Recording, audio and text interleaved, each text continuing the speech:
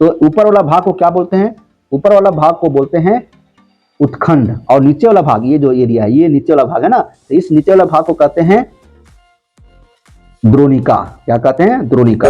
आज का जो वीडियो है ना, बड़ा ही धमाकेदार वीडियो रहेगा। आज का जो क्लास है बहुत ही इंपॉर्टेंट क्लास है, भरपूर इसमें जानकारी है ना। इसमें हम जानेंगे कि पृथ्वी की सतह को कितने भागों में बांटा गया है ना, स्थल रूप कितने प्रकार के होता है। इसके अलावा इसमें पर्वत के प्रकार, पृथ्वी के प्रमुख स्थल रूप है ना।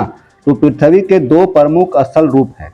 कितने हैं? दो प्रमुख स्थल रूप है, जल मंडल एवं स्थल मंडल। पहला क्या है? जल मंडल, और दूसरा है स्थल मंडल।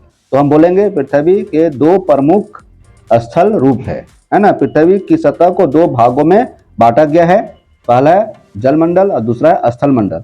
जल भाग सभी जगह एक समान नहीं है, मतलब जो जल भाग है मतलब एक जैसा नहीं है, कहीं कम है कहीं ज्यादा है, ठीक है।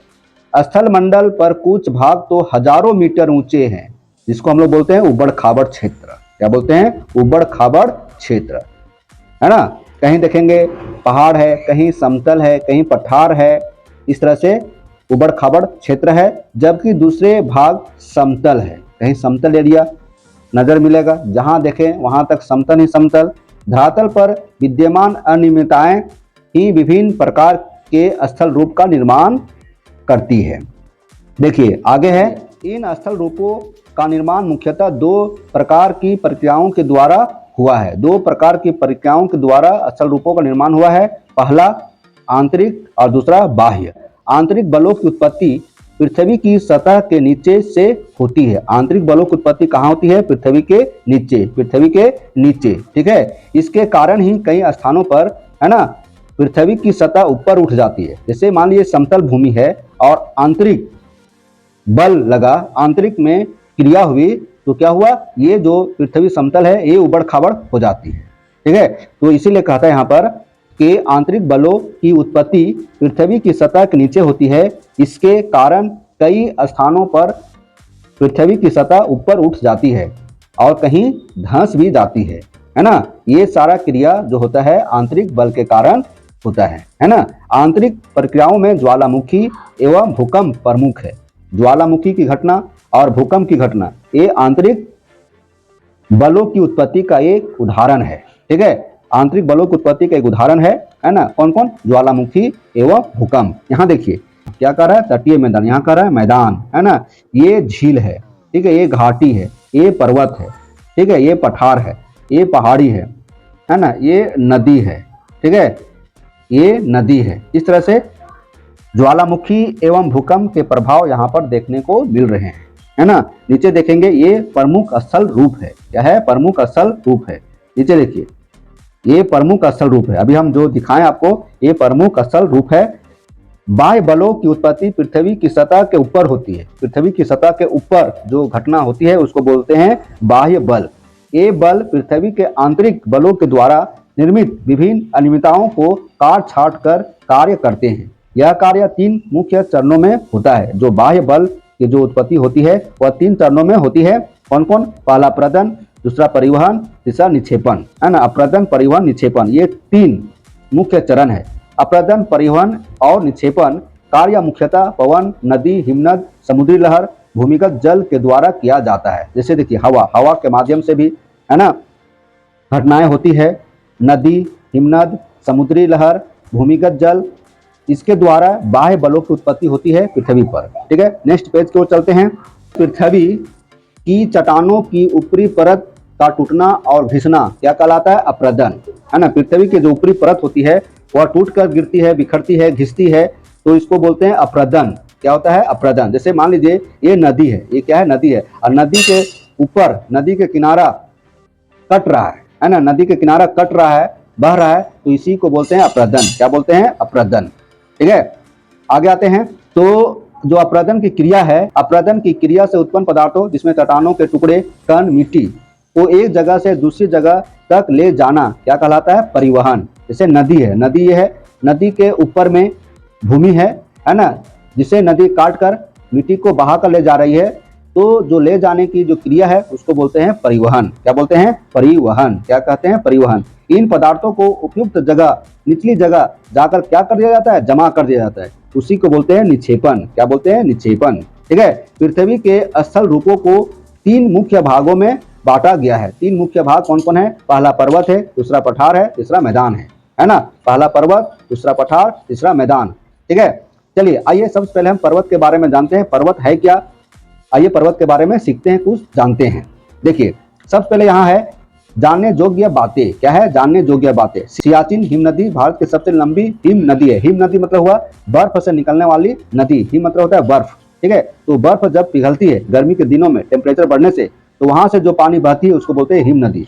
यह हिमालय पर्वत में लद्दाख में, है ना, यह हिमालय पर्वत में लद्दाख में स्थित है। कहाँ पर है? लद्दाख में स्थित है। इसकी लंबाई 72 किलोमीटर है। पर्वत के बारे में आइए जानते हैं। पर्वत पृथ्वी की सतह की प्राकृतिक ऊंचाई है। जो पर्वत है पृथ्वी की सतह की प्राकृतिक ऊंचाई है। मतलब पर्वत को किसी ने बनाया नहीं, आदमी ने नहीं बनाया है, ये अपने आप हुआ है ना। आंतरिक बल के कारण ऐसा घटना घटा है। जो समुद्र तल से 900 मीटर या उससे अधिक ऊंचा होता है। जो पर्वत होता है ना, समुद्र तल से 900 मीटर अधिक ऊंचा होता है ना। पर्वत का आधार चौड़ा तथा शिखर सामान्यतः नुकीला होता है।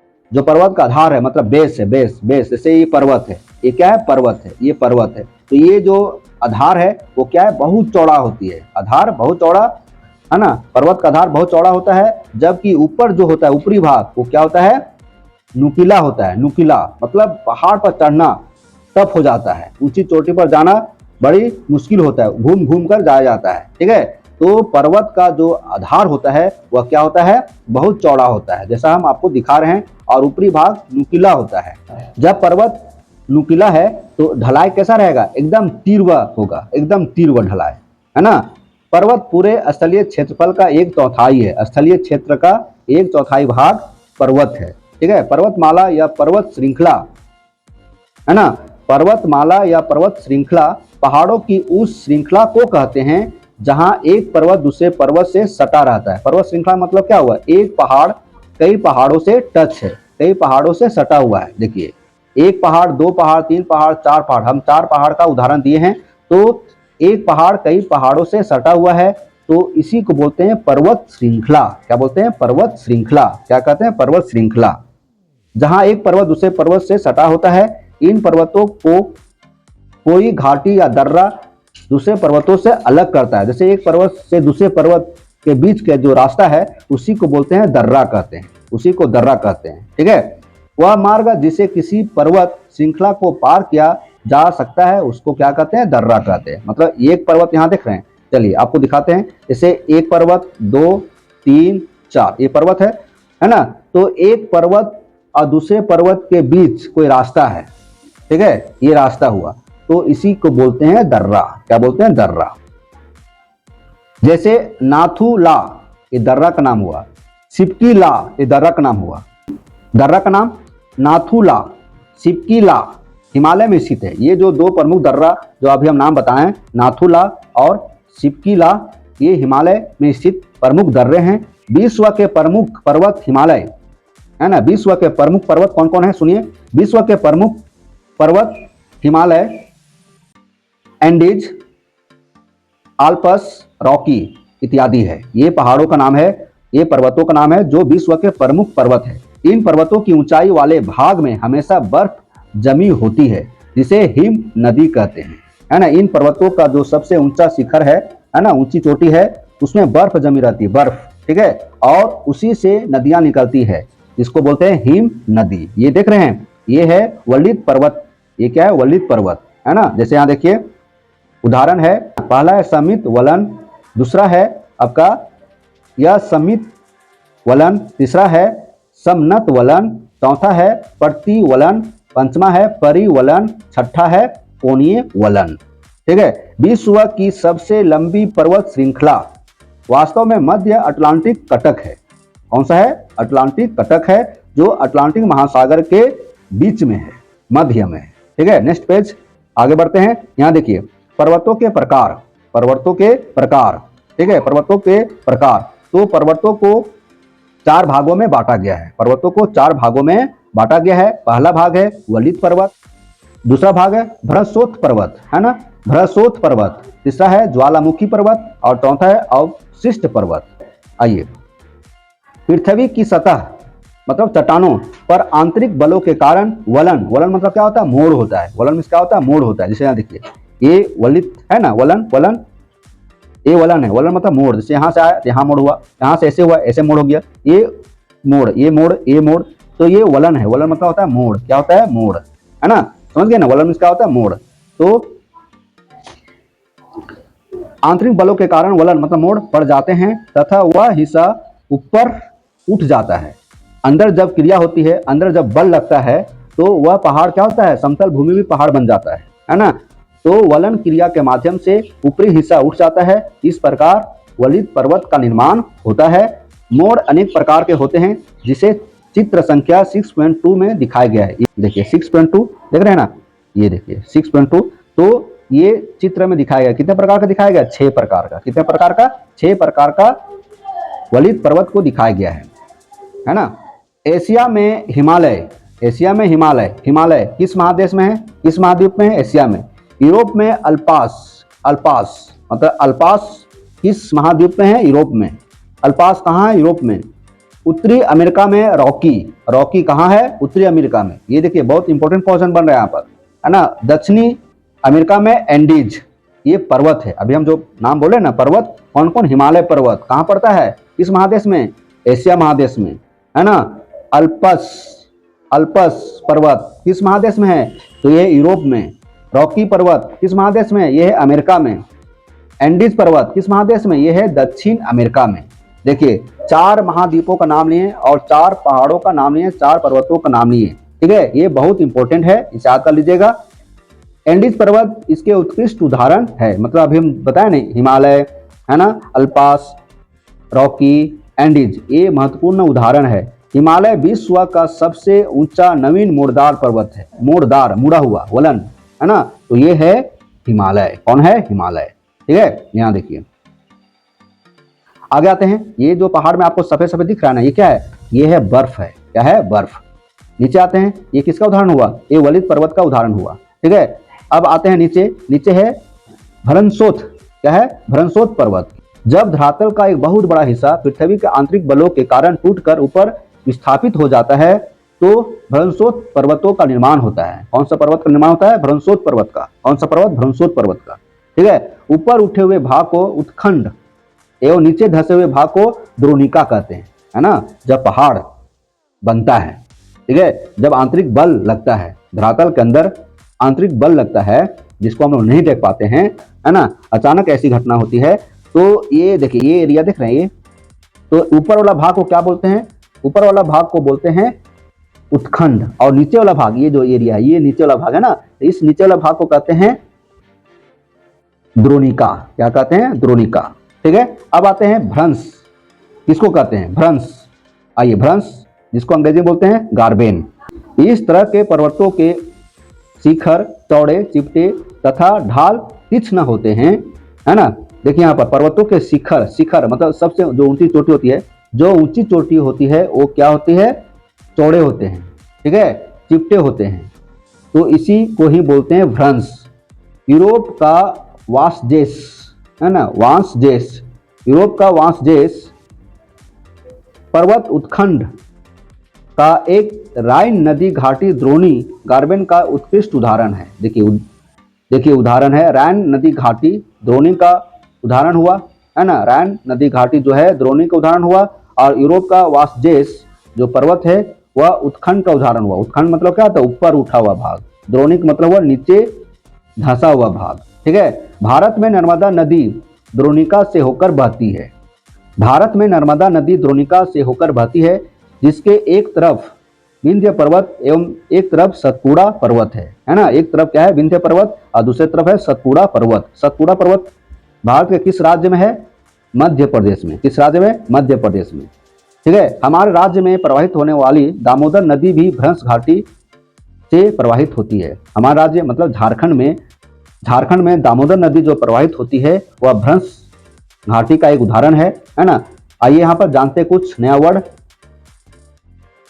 प्रशांत महासागर में स्थित मानंकी, है ना, प्रशांत महासागर में स्थित मानंकी पर्वत, जिसको बोलते हैं हवाई द्वीप, सागर की सतह के नीचे स्थित है। इसकी ऊंचाई 10,205 मीटर है। कितनी है? 10,205 मीटर है। चलिए नेक्स्ट पेज की ओर चलते हैं। इंपॉर्टेंट चैप्टर है ना। देखिए, हम अभी बताएं कि जो नीचे वाला पार्ट धंसा रहता है उसको क्या बोलते हैं? द्रोणी। क्या बोलते हैं? द्रोणी। और जो ऊपर उठा रहता है उसको बोलते हैं उत्खंड। देखिए, ये उत्खंड है, ये एरिया क्या है? उत्खंड है। क्या है? उत्खंड, मतलब ऊपर उठा हुआ है। और द्रोणी जो है, द्रोणी नीचे वाला एरिया है ना, नीचे वाला एरिया द्रोणी है। समझ गए? और ये जो है, ये जो दिख रहा है, ये क्या है? भ्रंश है। क्या है? भ्रंश है। चलिए आगे बढ़ते हैं। ज्वालामुखी पर्वत, है ना। ज्वालामुखी पर्वत किसे कहते हैं? समझिए, ज्वालामुखी पर्वतों का निर्माण ज्वालामुखी क्रियाओं का परिणाम है ना। ज्वालामुखी पर्वतों का निर्माण ज्वालामुखी क्रियाओं का परिणाम है। ज्वालामुखी क्रिया के कारण ही ज्वालामुखी पर्वतों का निर्माण हुआ है। मतलब ज्वालामुखी, जब धरती पर ज्वालामुखी क्रिया होती है, उससे जमीन से लावा निकलता है और वह बहुत ऊंचाई तक जाता है, बहुत ऊंचाई तक जाता है। और वही फिर क्या बन जाता है? वही फिर लावा जो है ना, ऊपर जाकर फिर नीचे गिरने लगता है, पिघलने लगता है। उसी को बोलते हैं ज्वालामुखी पर्वत। एक पहाड़ का रूप ले लेता है। ज्वालामुखी क्रिया के कारण पृथ्वी के अंदर से गर्म मैग्मा चट्टानों के टुकड़े तीव्र गति से निकलते हैं, एकदम बहुत तेजी से निकलते हैं। जब ज्वालामुखी क्रिया होती है ना, तो अंदर से क्या क्या निकलता है? गर्म मैग्मा, चट्टानों के टुकड़े निकलते हैं बहुत तेजी से। ये मैग्मा तथा अन्य पदार्थ ज्वालामुखी के मुंह को क्या बोलते हैं? क्रेटर। क्या बोलते हैं? क्रेटर। क्रेटर, देखिए मुंह, ये मुंह है, यहाँ देखिए चित्र, देखिए ये मुंह है, ठीक है, इसको बोलते हैं क्रेटर, है ना। तो क्रेटर के चारों ओर जमा हो जाते हैं, मतलब यहाँ से निकला प्रेशर फिर ऊपर जाके नीचे तो आएगा ना, तो जो नीचे जमा हो रहा है उसी को बोलते हैं, है ना, पर्वत। एक प्रकार का पर्वत का रूप ले लेता है। इसे ही ज्वालामुखी पर्वत कहते हैं। ये पर्वत शंकु के आकार के होते हैं, है ना, शंकु के आकार के होते हैं। अफ्रीका का ज्वालामुखी पर्वत का नाम है किलिमंजारो, जापान का फ्यूजियामा, जापान का फ्यूजियामा, इटली का विसुवियस, है ना, इटली का विसुवियस। ये ज्वालामुखी पर्वत है, ठीक है। यहाँ देखिए बहुत तेजी से ज्वालामुखी फट रहा है ना, और फिर ये इधर आके पिघल जा रहा है, ठीक है। यहाँ देखिए ज्वालामुखी पर्वत देख रहे हैं ये। चलिए, अवशिष्ट पर्वत किसे कहते हैं? अवशिष्ट पर्वत अपरदन के कारक पवन, बहता जल आदि लगातार ऊपर वर्णित पर्वतों पर क्रियाशील, आगे पेज में है, रहते हुए काट छाट करते हैं। इसी को बोलते हैं अवशिष्ट पर्वत। क्या बोलते हैं? अवशिष्ट पर्वत। लाखों वर्षों की क्रिया के फलस्वरूप इन पर्वतों की ऊंचाई बहुत कम हो जाती है ना। इस तरह से जब इस तरह की घटनाएं होती है ना, तो लाखों वर्ष लग जाते हैं, है ना। ऐसे पहाड़ बनने में लाखों वर्ष लग जाते हैं और इसकी ऊंचाई बहुत कम होती है, बहुत कम, बहुत कम। इन्हें ही अवशिष्ट पर्वत कहते हैं। भारत की अरावली पर्वत नाम सुने होंगे, जिस पर बहुत सारा कॉन्ट्रीब्यूशन भी हुआ था, है ना। भारत की अरावली पर्वत श्रृंखला इसका अच्छा उदाहरण है। अरावली पर्वत विश्व का सबसे प्राचीनतम पर्वत है। अरावली पर्वत विश्व का सबसे प्राचीनतम पर्वत है, सबसे पुराना पर्वत है, जो वर्तमान में अवशिष्ट पर्वत का रूप ग्रहण कर चुका है, मतलब करते छटते जा रहा है ना। नीचे देखिए, पर्वतों से लाभ, पहाड़ों से क्या क्या लाभ है, पर्वतों से क्या क्या लाभ है। तो हम बोल सकते हैं पहाड़ों से, पर्वतों से अनेकों लाभ है, कई लाभ है। जैसे, है ना, पर्वत जो होता है ना, जल संग्रहकार, मतलब जल को जमा करके रखते हैं। बहुत सी नदियों का स्रोत पर्वतों से ही होती है। बहुत सारी ऐसी नदियां हैं जो पर्वतों से ही निकलती है ना। हिमालय होती है। पर्वतीय जल का उपयोग सिंचाई तथा पनबिजली उत्पादन के लिए किया जाता है। पर्वत से जो जल निकलता है ना, उस जल का उपयोग सिंचाई के रूप में किया जाता है, पनबिजली बनाने के रूप में भी किया जाता है, ठीक है। तीसरा है, पर्वतों में विभिन्न प्रकार की वनस्पतियां पाई जाती है। पर्वतों में, पहाड़ों में विभिन्न प्रकार की वनस्पतियां पाई जाती है, जिनसे हमें ईंधन, चारा, आश्रय, गोंद तथा अन्य कई उत्पाद प्राप्त होते हैं, है ना। आप देखे होंगे जड़ी बूटी का नाम सुने होंगे, ये पर्वतों से ही मिलते हैं, ठीक है। इसके अलावा ईंधन के रूप में लकड़ी, है ना, फर्नीचर के रूप में लकड़ी, आश्रय, गोंद, ये सब कई उत्पाद हमारे लिए प्राप्त होते हैं। चौथा है, पर्वतों की ठंडी जलवायु पर्यटकों को आकर्षित करती है। पर्वतों की ठंडी जलवायु पर्यटकों को आकर्षित करती है, लोग घूमने जाते हैं, जिससे पर्वतीय क्षेत्रों में पर्यटन व्यवसाय फलता फूलता है। जैसे हम लोग कहाँ जाते हैं? कश्मीर घूमने, शिमला। नेक्स्ट है, कुछ खेल सिर्फ पर्वतीय क्षेत्रों में ही खेला जाता है। कुछ ऐसे खेल है जो उन्हीं इलाकों में खेला जाएगा जहां पर पहाड़ है, पर्वत है। जैसे पैराग्लाइडिंग है ना, paragliding, hang gliding, river rafting, skiing, ये जो खेल है इन्हीं इलाकों में खेला जाता है। छठा है पर्वत जलवाष्प से लदे बादलों को रोककर वर्षा कराने में सहयोग करते हैं। अंतमा है पर्वतीय क्षेत्रों में कई प्रकार के खनिज पाए जाते हैं। जहां पर ज्यादा पहाड़ पर्वत हैं वहां पर खनिज ही खनिज पाया जाता है। ठीक है, अब आते हैं पठार। क्या बोलते हैं? पठार। पठार को अंग्रेजी में क्या बोलते हैं? प्लेट्यू। पठार धरातल का वह विशिष्ट स्थल रूप है जो अपने आसपास के स्थल से पर्याप्त ऊंचा होता है। पठार किसको कहते हैं? आसपास एरिया से वह ऊंचा होता है, जो अपने आसपास के स्थल से पर्याप्त ऊंचा होता है। इसका शीर्ष भाग चौड़ा और सपाट होता है, मतलब ऊंचा वाला जो भाग है ना चौड़ा होता है, सपाट होता है। सामान्यतः पठार की ऊंचाई 300 से 500 फीट तक होती है ना। तिब्बत का पठार विश्व का सबसे ऊंचा पठार है, पता है ना। रांची का पठार देखिए, रांची का पठार ये है, ऊंचे एरिया में फैला हुआ है। देखिए ये जो दिख रहा है ना, हमको लगता है ये कांके डैम है ना, ये डैम है और शहर ऊपर है। ठीक है, ये देखिए।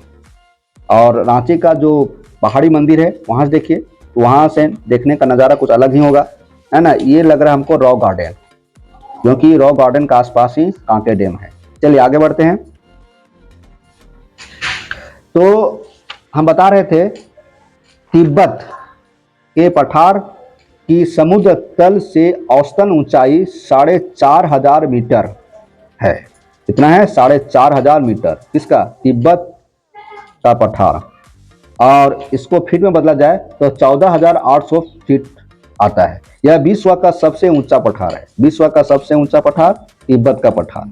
पठारों के कई प्रकार है, जैसे अंत पर्वतीय पठार, पर्वत पदीय पठार, महाद्वीपीय पठार, तटीय पठार, है ना, पिडमांट पठार। ये पठार का प्रकार है।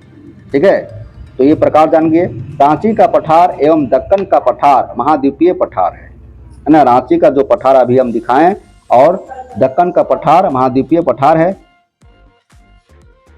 झारखंड क्षेत्र का, है ना, झारखंड क्षेत्र का प्रमुख प्राकृतिक भाग छोटा नागपुर का पठार है। कौन सा है? छोटा नागपुर का पठार, है ना। हम लोग छोटा नागपुर प्रमंडल में रहते हैं। छोटा नागपुर का पठार पहाड़ियों एवं घाटियों का क्षेत्र है। क्या है? पहाड़ियों एवं घाटियों का क्षेत्र है। यह राज्य के कुल भूभाग का 47.8% क्षेत्र घेरे हुए हैं। यह पूर्वी एवं पश्चिमी सिंहभूम, रांची, हजारीबाग, धनबाद, गिरिडीह, पलामू, गोड्डा, दुमका, देवघर, साहेबगंज आदि जिलों में विस्तृत है, मतलब फैला हुआ है। और इन क्षेत्रों में खनिज का गोदाम भी कहा जाता है। मतलब जहां जहां से पठार गया है, पहाड़ गया है, घाटी गया है ना, उन क्षेत्रों में खनिजों का गोदाम है। खनिजों का गोदाम है। तो खनिजों का गोदाम किसको कहा गया है? छोटा नागपुर पठार को। छोटा नागपुर पठार को खनिजों का गोदाम कहा गया है। इसलिए देखेंगे रांची, हजारीबाग, धनबाद, गिरिडीह, पलामू, गोड्डा, दुमका, देवघर, साहेबगंज, इन इलाकों में खनिज ही खनिज है।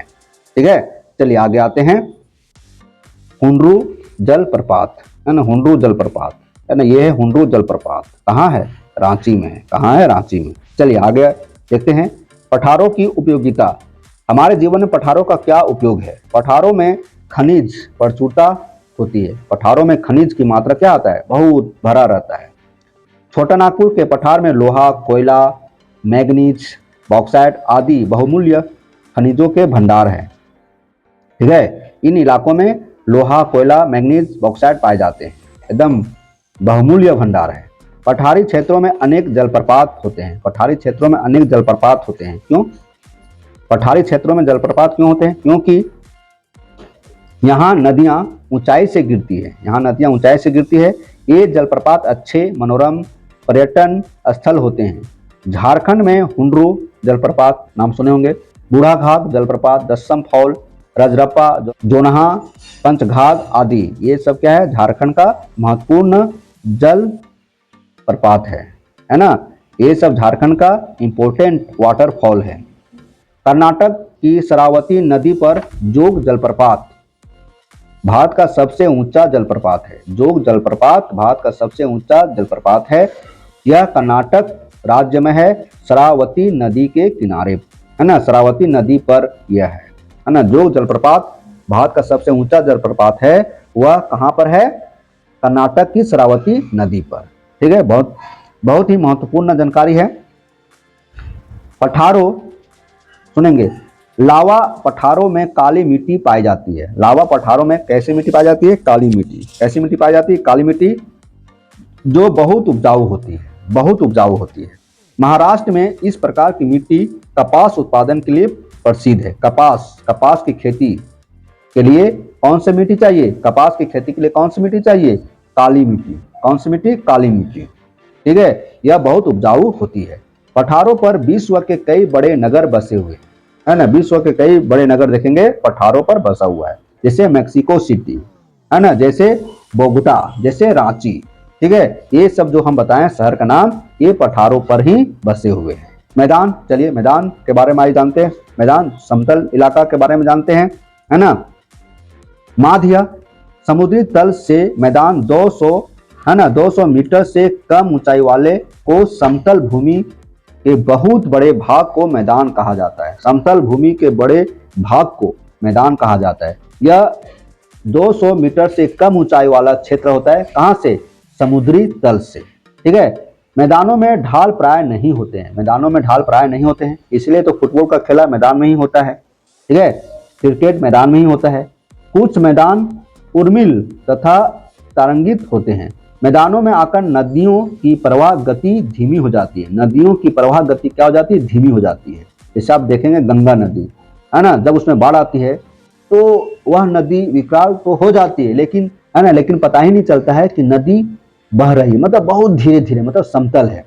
इस कारण वही जो छोटी मोटी नदियां होती है जो पहाड़ों से निकलती है, एकदम थोड़ी सी भी पानी बहुत तेजी से बहती हुई नजर आती है। ठीक है, मैदान मुख्यतः 3 प्रकार के होते हैं। मैदान कितने प्रकार के होते हैं? 3 प्रकार के। कितने प्रकार के? 3 प्रकार के। कौन कौन? पहला अप्रदनात्मक, दूसरा निक्षेपात्मक, तीसरा रचनात्मक। कनाडा का मैदान, कश्मीर घाटी का मैदान कैसा है? ये अप्रदनात्मक उदाहरण है ना। कनाडा का मैदान और कश्मीर घाटी का मैदान अप्रदनात्मक मैदान का उदाहरण है।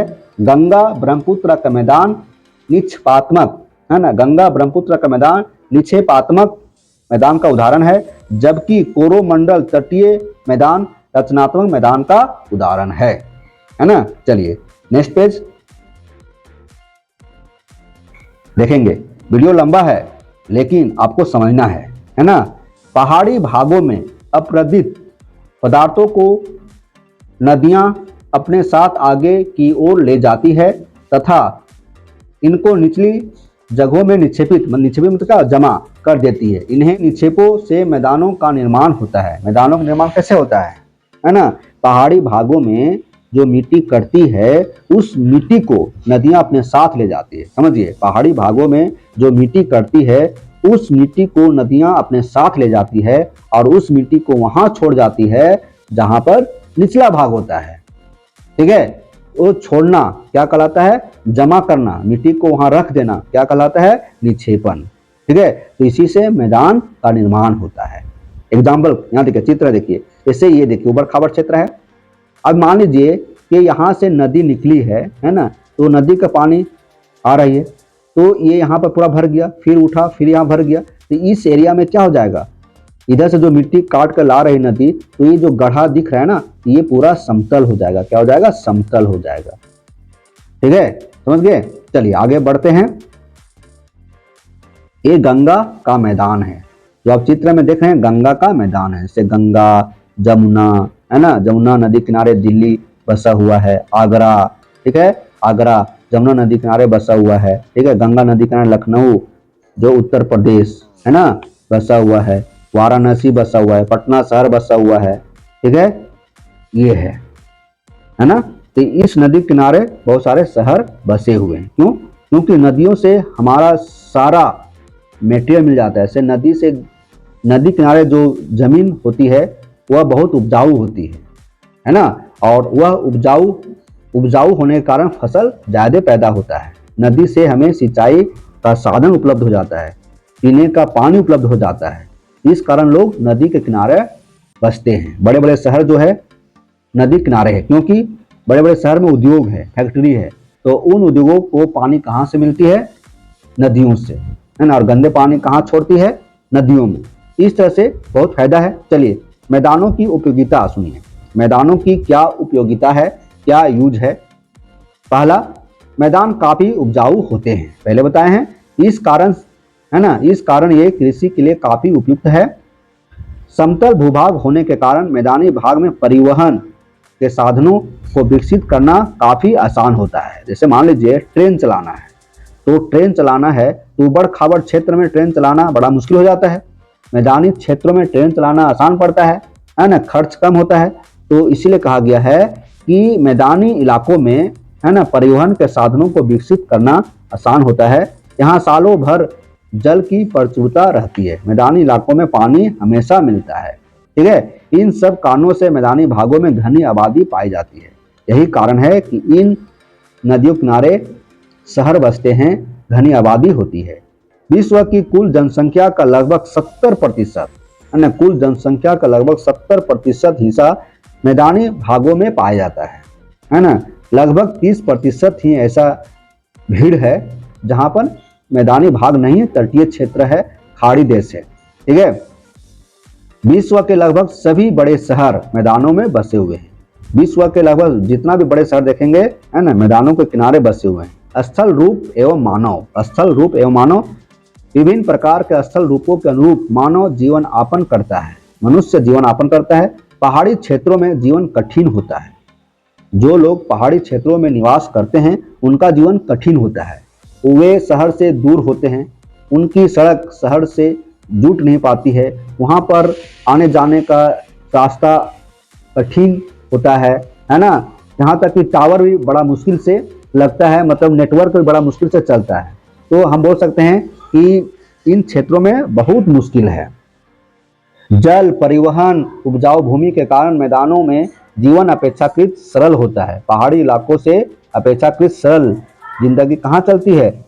मैदानी इलाकों में। खनिजों की उपलब्धता के कारण पठारी क्षेत्रों में उद्योगों का विकास हुआ है एवं नए नए औद्योगिक शहर बसे हैं।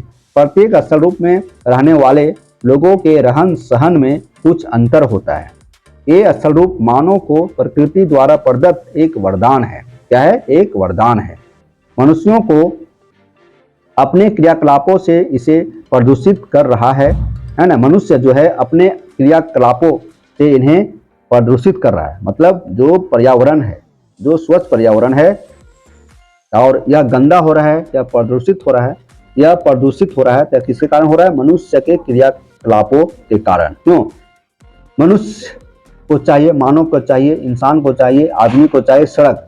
सड़क बनाने के लिए जंगलों को काटा जा रहा है, पेड़ों को काटा जा रहा है, तो नुकसान तो हो रहा है ना। तो जितना भी पर्यावरण प्रदूषित हो रहा है किसके कारण हो रहा है? मनुष्य के कारण। इससे हमारी आने वाली पीढ़ियों के लिए खतरा उत्पन्न हो सकता है ना। अतः हमारा कर्तव्य है कि हम अपनी इस सुंदर धरती को हरा भरा साफ सुथरा बनाए रखने में सहयोग करें। मतलब हमारा कर्तव्य है ना। हमें चाहिए कि धरती को हरा भरा रखें, इसके लिए पेड़ पौधे लगाइए, है ना, पर्यावरण को स्वच्छ रखिए, प्लास्टिक को इधर उधर मत फेंकिए, प्लास्टिक का उपयोग मत कीजिए, पेड़ों को नहीं काटिए, पेड़ लगाइए, पेड़ों को सुरक्षित रखिए, संरक्षित कीजिए। फिर मिलते हैं नए वीडियो के साथ। आगे का जो वीडियो रहेगा प्रश्न का उत्तर, क्या रहेगा? प्रश्न का उत्तर। धन्यवाद।